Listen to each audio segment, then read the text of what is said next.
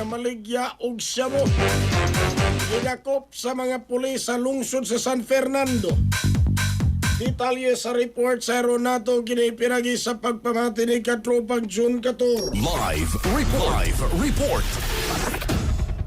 Yes, day ulit tao nga giingong na maligya ni og illegal ga drugas dito ni lungsod sa San Fernando ang nasikop ni sige pahigayog gabay bust operation dito ni sumay barangay Sangat lungsod sa San Fernando sige pahigayog by bust operation kagahapon is alauna 10 sa buntag Abril 28 kining suspect and ilhan nga si Eldred Dominic Nakwa Kanyas gihulagway ni nga street level individual nga tigpahiutan og illegal nga drugas sa mga lugar 30 anyos sulitaw walay trabaho residente ni sa nahisgutan nga lugar na recover sa kapulisan human sa transaksyon ining ilan gipalitan sa kapulisan og illegal nga drugas na sakbitan kini og 5.92 gramos sa kinudang Cebu nga dunay kantidad ni nga 40,256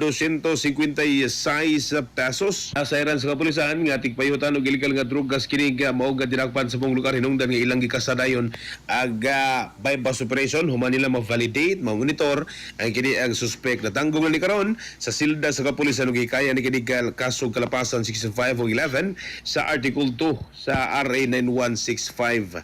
Mga katropa, yung kalimot pagtumarog Santon Vitamin C, ang alkaline nga vitamin C. Alang sa nagayusang Pilipino, para sa Pilipinas, inyong katropa, June 14, XFM News. XFM report.